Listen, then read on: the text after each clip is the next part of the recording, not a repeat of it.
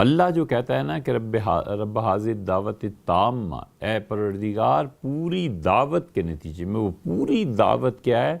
وہ اللہ کی توحید ہے، لا الہ الا اللہ ہے۔ مؤذن نے بار بار کہا اشہد ان لا الہ الا اللہ، لا الہ الا اللہ۔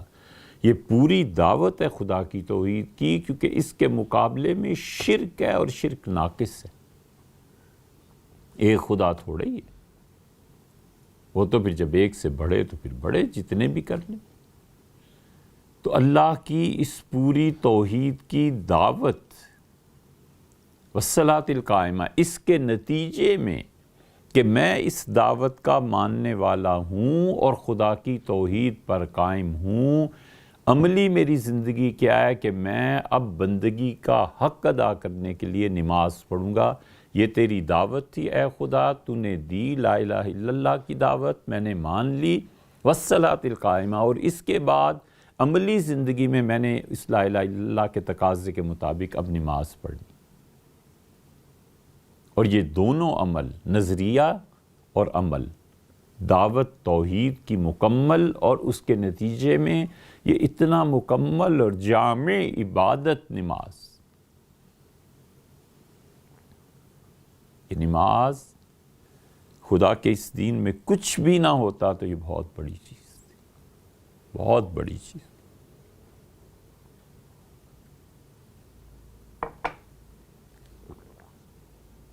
یہ نماز اتنی بڑی چیز ہے کہ بندے اور خدا کے درمیان گویا کہ بس یہ ایک ہی مرحلہ ہے۔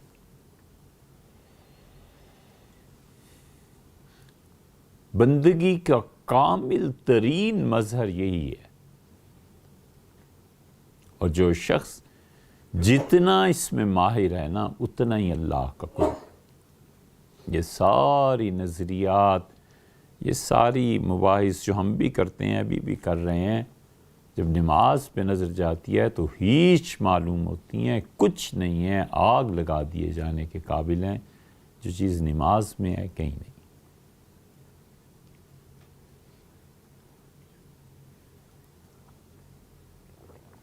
علامہ اقبال نے اسی لیے کہا ہے، عبد چیزیں دیگر، عبد ہو چیزیں دیگر، عبد اور چیز ہے، بندہ ہونا اور بات ہے، اور اس کا بندہ ہونا اور بات۔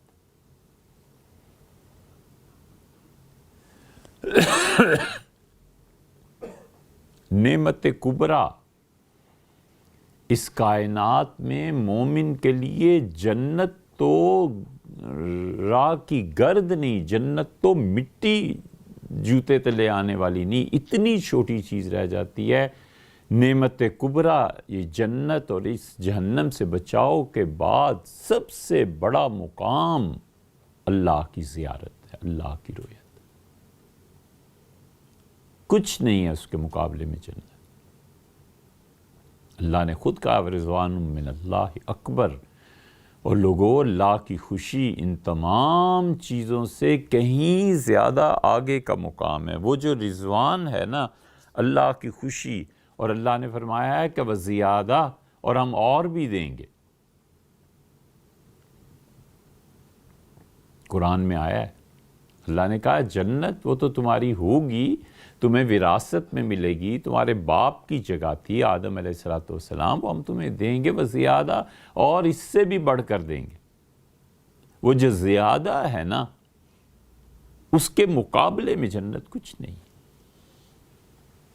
وہ جو اللہ کی رویت ہے، اور اس رویت کے بعد وہ جو سجدہ ہے، کچھ چیزیں عالمی سطح پہ آئیں گی نا، سیدنا مسیح علیہ السلام کا آنا، پوری دنیا، دجال کا آنا، پھر یاجوج ماجوج، پھر ایک ایسا قحط جو لوگوں کو مار دے گا، پھر پوری دنیا میں ایک ہی دن بارش کا ہونا، اور اس بارش کے ذریعے سے سب لاشیں سمندروں میں بہہ کے چلی جائیں گی، اتنی شدید بارش ہوگی۔ یہ سب عالمی سطح ہے۔